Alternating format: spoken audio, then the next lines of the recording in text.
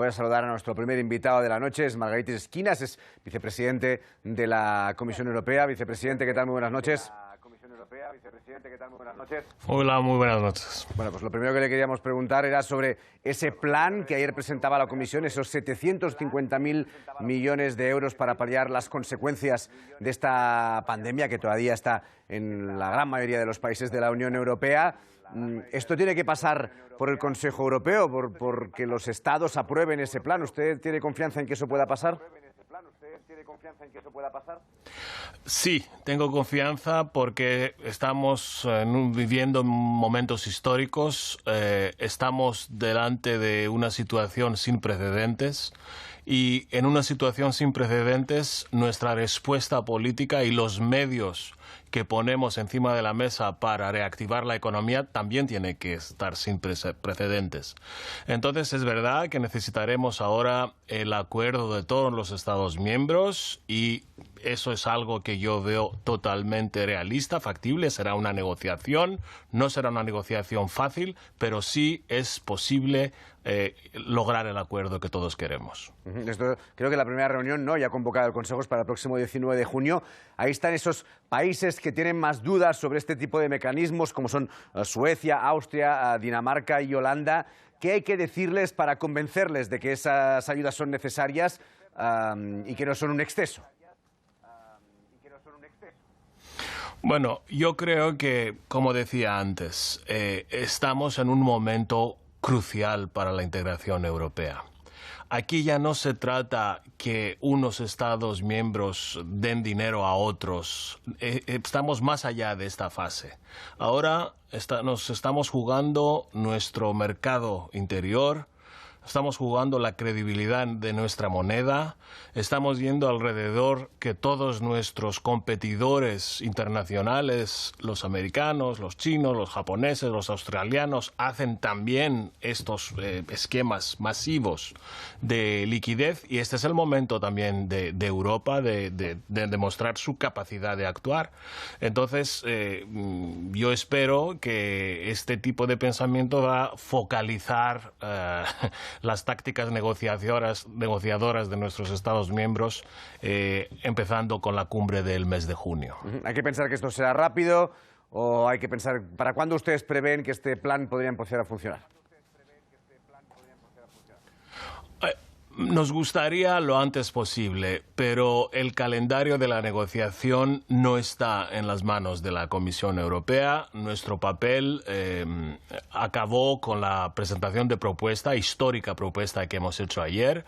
Ahora la negociación pasa a manos del Consejo Europeo. Tenemos la esperanza que de aquí a finales de año estará todo esto aprobado, porque la economía real lo necesita lo antes posible. Pero también hay que decir que ya tenemos esquemas presentados, aprobados, que podemos utilizar ya este año, como el programa SURE de 100.000 millones de euros para luchar contra el desempleo de corto plazo. O sea, tengo la confianza que entre lo que tenemos encima de la mesa y de lo fondo de recuperación que nos viene, no habrá agujero de financiación este año. Vamos a repasar un poco en qué consiste ese plan. Gran parte, 500.000 millones, es dinero, por decirlo de alguna manera, a fondo perdido, ¿no? Que se cede a los Estados a fondo perdido. Hay dos elementos novedosos en la propuesta de ayer, en la propuesta para el fondo de recuperación. La primera novedad es su escala, su tamaño. Efectivamente, estamos hablando de una superarma económica que consiste en 500 millones de subvenciones y 500.000 millones de euros de subvenciones y 250.000 millones de euros de préstamos, a los que hay que añadir el presupuesto normal de la Unión Europea, que se eleva a 1.100 billones. O sea, primera novedad, el tamaño. Segunda novedad, quizás más importante y histórica, es que por primera vez para esto no recurrimos a endeudarnos individualmente en cada Estado miembro. Esta deuda será colectiva, la va a absorber el presupuesto comunitario, o sea, entre todos pedimos a la Unión Europea de asumir el riesgo de la deuda para poder ayudar a la economía. Este segundo elemento es también un elemento histórico. Hay quien se pregunta, y visto lo que vimos en la anterior crisis y con lo que eran los planes de recuperación en ese momento, que exigían reformas y recortes importantes a los países que lo recibían. ¿Qué va a pasar? Es decir, ¿va a haber contrapartidas? ¿Se va a pedir contrapartidas a los países receptores? Si España va a ser seguro uno de los que más reciba. ¿Qué se le va a exigir? España también es verdad que será uno de los Estados miembros que más tienen que ganar de este fondo, pero la condicionalidad y la mecánica, los procedimientos que vamos a seguir esta vez van a ser totalmente distintos de los que conocemos, de la condicionalidad que conocíamos de la época de la crisis financiera, porque aquella condicionalidad tenía que hacer frente a una situación donde algunos Estados miembros tendrían un problema que tendría que afrontar. Aquí tenemos todos un problema simétrico, entonces no habrá la condicionalidad de antaño, habrá un contrato de reformas basadas en lo que aquí se llama el semestre europeo, quiere decir las recomendaciones que hacemos desde la Comisión a los Estados miembros y en las que nos acordamos con los Estados miembros. Entonces será un convenio, un contrato que va a canalizar el gasto de recuperación. No será la condicionalidad de los tiempos pasados de la crisis. ¿No habrá un control del déficit? Habrá las reglas del semestre europeo.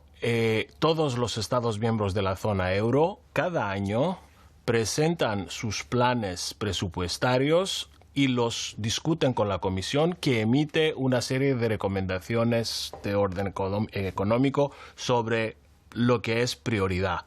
Esto es un procedimiento que nos concierne a todos los miembros de la zona euro. Entonces, todo el tema de procedimientos se estructurará al lado de estas reformas acordadas mutuamente entre las instituciones europeas y los Estados miembros. Usted decía, cuando le preguntaba por si se veían desde la Comisión con fuerza para convencer a los jefes de Estado y de Gobierno de la necesidad de este plan de recuperación, que decía que Europa está en esa encrucijada, ¿no?, importantísima. Ahora, ¿cree que realmente si no se consigue esto, el proyecto europeo puede estar en riesgo? Sí. Creo que si no logramos un acuerdo sobre un instrumento de tanta importancia en un momento tan crítico de nuestra andadura común, si esto conllevará riesgos, si esto tendrá un impacto negativo a la integridad de nuestro mercado interior, que es el mayor y mejor regulado mercado en el mundo, sí tendrá un impacto en nuestra moneda común, y por eso creo que el acuerdo sí será posible, porque sería muy difícil en estas circunstancias bloquear una dinámica que ya está en marcha y en la que ya se puede constatar un cierto grado de convergencia. Porque de todos modos, no sé si usted comparte el análisis de que el proyecto europeo llega ya tocado a este momento. No supo ver venir la Comisión Europea o las instituciones europeas esa pandemia. Cada país fue reaccionando como pudo. Después hemos visto cierre de fronteras. No hay ahora mismo espacio Schengen. Incluso la desescalada es uniforme. Cada país hace lo suyo. ¿Has estado a la altura en este sentido? Yo creo que hemos vivido las características de todas las crisis europeas. Yo llevo muchos años en esto y sé un poco el modelo de las crisis europeas. Siempre entramos en una primera fase de descoordinación, donde cada Estado miembro intenta organizarse como puede. Luego, poco a poco, nos empezamos a darnos cuenta de lo mucho que tenemos en común, de lo que nos une, de nuestra interdependencia. Estamos buscando soluciones conjuntas y al final llegamos a solucionar nuestros problemas todos juntos. Este es el modelo de las crisis europeas y es lo que pasó ahora. No comparto esta idea que Europa sale tocada de esta pandemia. Al contrario, creo que precisamente en momentos de crisis Europa tiene la capacidad de movilizar recursos, de activar políticas y en Europa, la Unión Europea le hace falta un poco de crisis para que todo el mundo entienda la utilidad de la cooperación entre todos. Por cierto, se me había pasado, recuperando el asunto del plan de recuperación, ¿implicará más impuestos?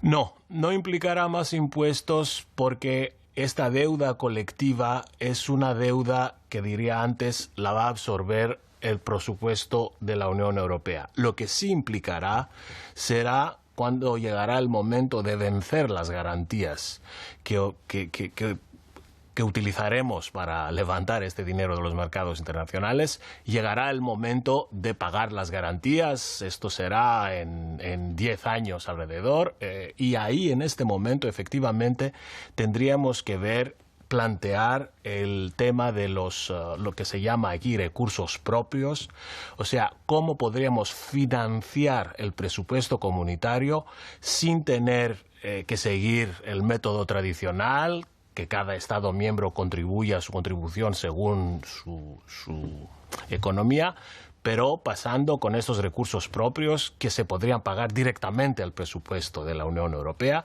y en eso sí hay algunas ideas, como las tasas para el uso de plásticos, como las tasas en las grandes plataformas tecnológicas, pero estas son ideas que tendremos que ver más adelante.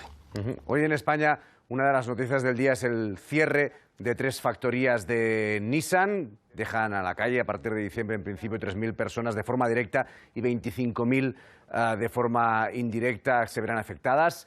No sé qué le parece este tipo de noticias y si esto puede ser un goteo en Europa, si la industria europea cree que va a seguir sufriendo noticias de este tipo. Sí, es una noticia triste, es una noticia que tiene que ver con un sector que siempre ha sido muy sensible a la realidad económica, y es una noticia que nos tiene que hacer pensar un poco, de replantear nuestro modelo industrial en Europa, nuestra autonomía estratégica en determinados sectores. El fondo de recuperación del que estamos hablando seguramente podrá ayudar a paliar algunos de estos efectos negativos de estas decisiones, pero también tendremos una grande asignatura pendiente para el futuro, que es la transición hacia una Europa más verde, y en el sector de automóvil tendrá mucho que ganar de esta transición justa hacia una economía verde, y creo que tendremos los medios para ayudar esta transformación del sector. Vicepresidente, una última cosa. Usted es comisario para la promoción del estilo de vida europeo. ¿Esta pandemia cambia ese estilo? Esta pandemia seguramente cambió nuestro estilo de vida europeo, pero no cambió los valores y los principios que son los pilares de nuestro estilo de vida europeo. Esta pandemia también ha descubierto, lo que decía antes, el valor de la interdependencia, de todo lo que nos une. También ha puesto en manifiesto valores como la solidaridad, como el valor de nuestros sistemas públicos de sanidad y de educación. Estos son grandes logros europeos, son esquemas que hemos desarrollado en este continente mucho antes que en otros sitios del planeta, y esto es un patrimonio que tenemos que también preservar para el futuro, y el hecho que hemos podido aguantar con estos sistemas en momentos difíciles promete que seremos capaces también de preservarlos para el futuro. Pues ojalá. Margrethe Vestager, es vicepresidente de la Comisión Europea. Muchísimas gracias por compartir este rato. Muchas gracias a ustedes. Hasta la próxima.